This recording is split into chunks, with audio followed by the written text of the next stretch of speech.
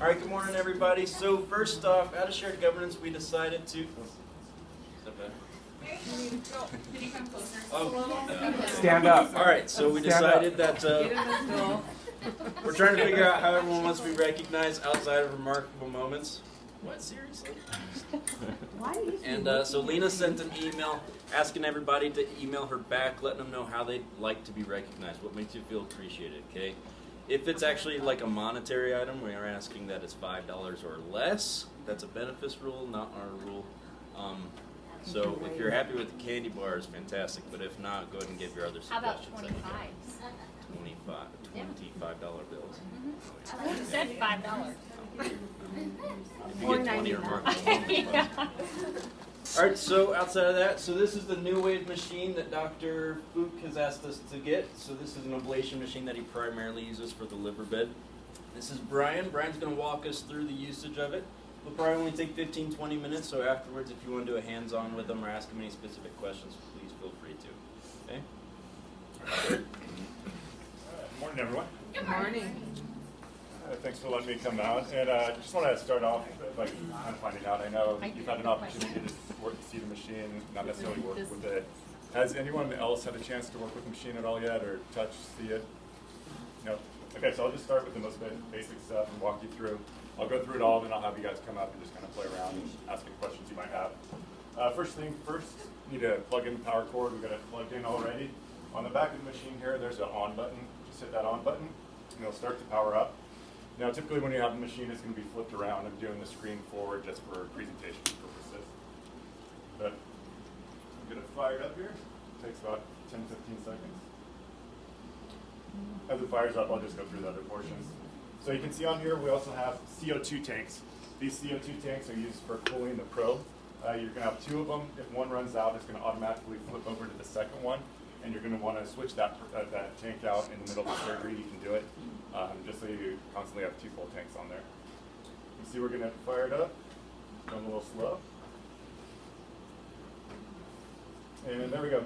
So there's the setup at the very beginning here. You're going to get to choose the tissue type. Now it's going to be Dr. Fook who's going to be using it, and it's, as far as I know, going to always be liver.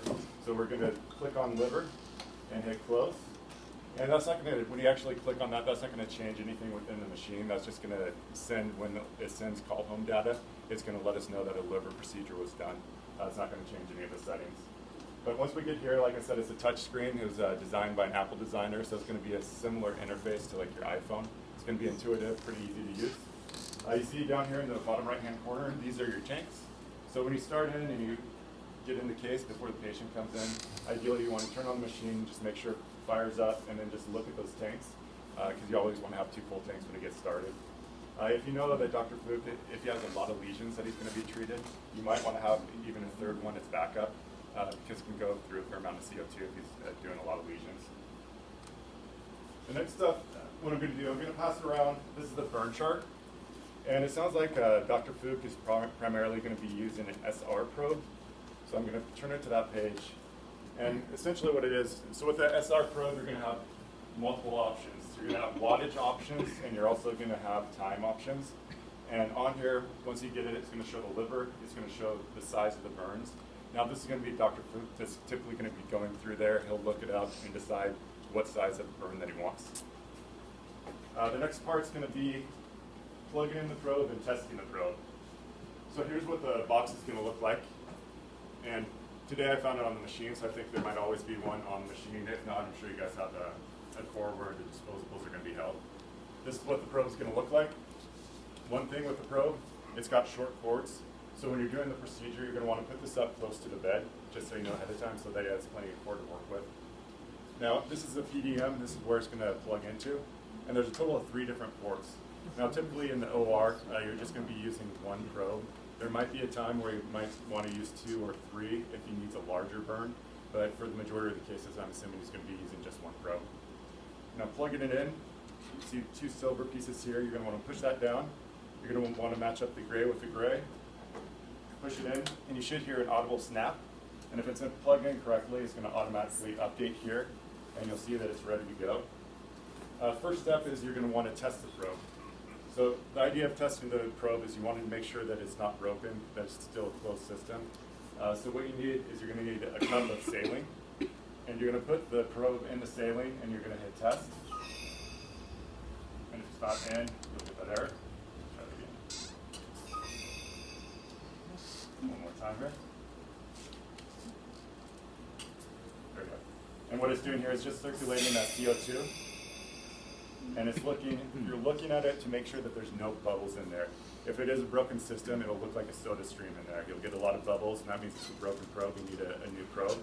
If you do it and you don't see any bubbles, there's two different icons here. You're going to want to hit the icon, obviously, with the no bubbles on it, and that'll get you ready for the case. And now walking through here, as I said, it's really intuitive. It's going to walk through left to right. This is the order in which you're going to use the different features of the machine. So we just tested it.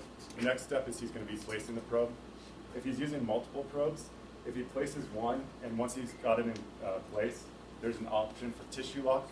What tissue lock's going to do is it's going to put a non-lethal ice ball on the tip of this.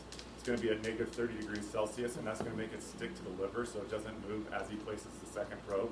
If he's only using one probe, he's typically not going to use tissue lock. The next step is going to be ablating, so that's the third in line. And this is where you're going to choose what wattage you want and what time that you want according to the size of the burn zone that he wants. So in this case, let's say he's going to do a 5-minute burn, 65 watts. And let's see, go ahead and start ablating. And then you'll get that music that lets you know there's ablating. On the probe, you also get lights that are flashing that also lets you know that it is ablating. Now again, if you do a multi-probe ablation, you're going to have multiple ports here. They're labeled 1, 2, and 3.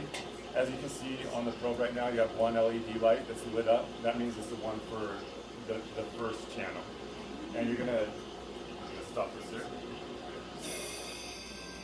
And you'll see if there was multiple probes that were plugged in, the channel 2 will light up, the channel 3, just depending on which channel you put it in.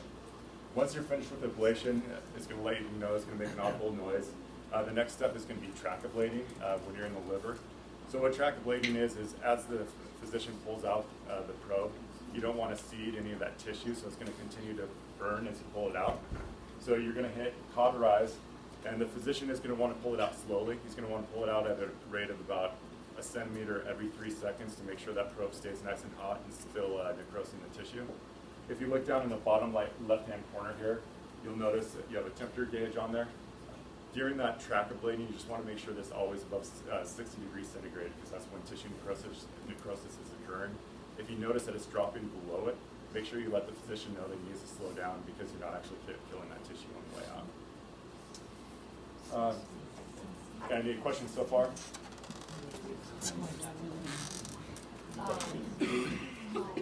So he's going to use it robotically mainly?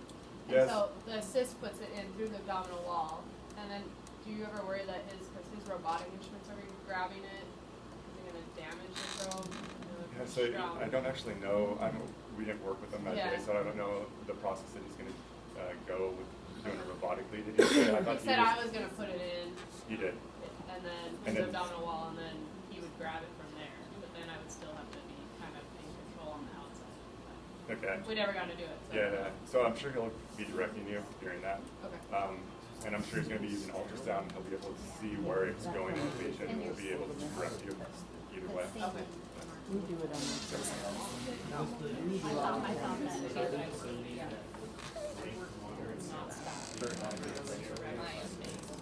You can do it. I haven't seen it done that way yet. I don't think that's going to be the way that he does it early on.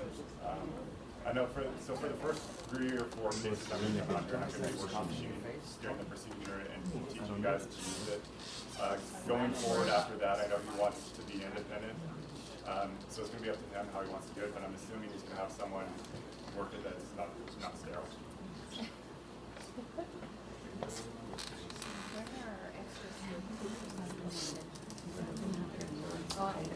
Any other questions?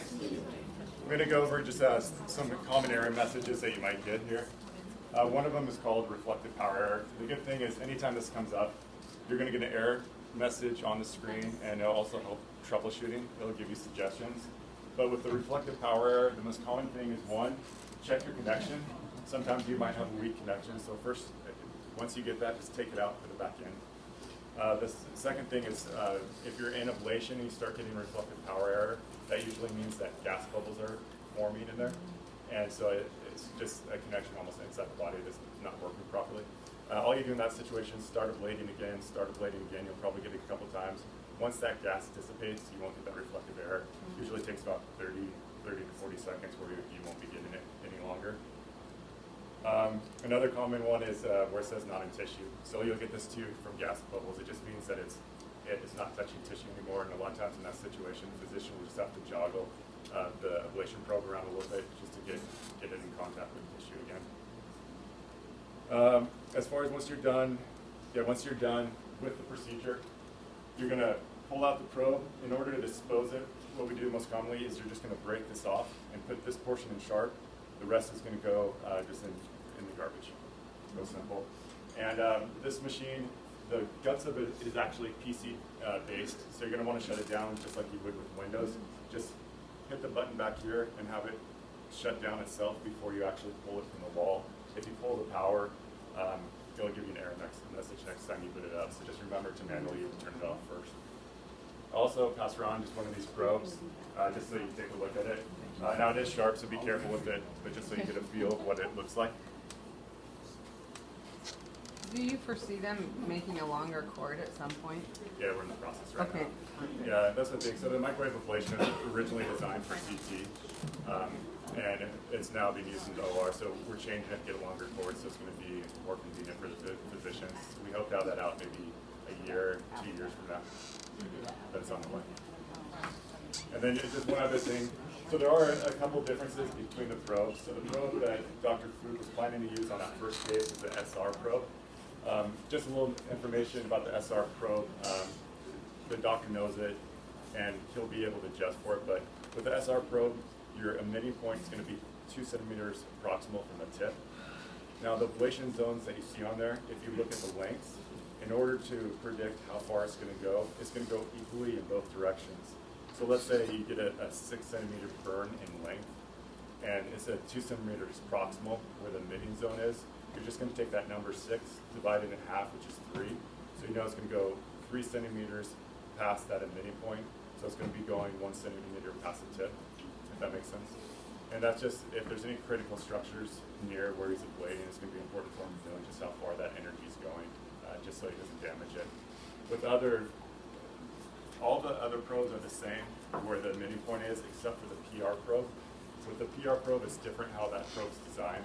And the emitting point is going to be 1 centimeter proximal from the tip, but it's designed to only go 3 to 4 millimeters past the tip and then come back no matter what wattage or time you're doing.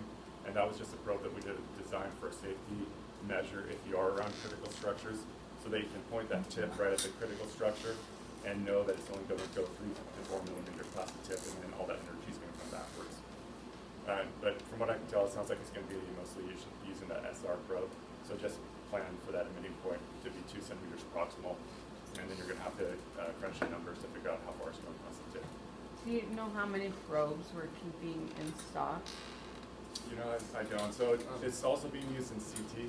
Yeah. With that, you had a small number. We probably are going to have another 7 or 8 different sizes based on what you had recommended before. Probably be all housed down somewhere in CT or radiology. Okay, great. Brian? All right, thanks. Nice to see you sneak in. Good to see you. Yeah. Any other questions?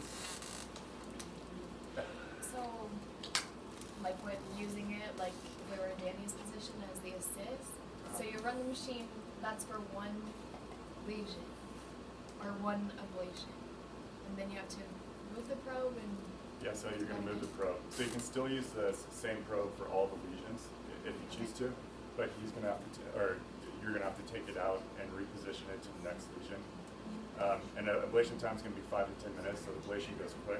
And it's usually the probe placement, which takes a little bit longer. Is it one, depending on where your lesions are, you could have multiple entry points or the same entry point all the Yeah, you could have multiple entry points. Yeah, just depending where it is. Now, the probe itself, depending on which one you're using, the SR is a 13 gauge, the PR is a 17 gauge. So they are small needles. So it's designed be less invasive. But yeah, you can have multiple entry points. And the nurse will have to start the ablation on the screen every single time you want to start a new one, right? Yeah, they will. Yeah. And again, they'll be in charge of doing the hitting track ablation also, or tissue lock if they choose to use it. Yeah, and like I said, so we're going to be here the first 3 cases or so. We can also do phone support if you guys don't feel comfortable. After the first few cases, we get on the phone and walk you through. We do it all the time over the phone, and it's pretty easy to walk you through. There's not a whole lot to it.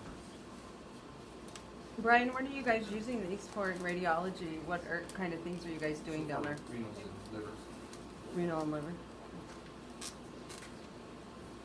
And all the tissue types, you can also do lung and bone, but most common is liver, and then second most common is going to be kidney.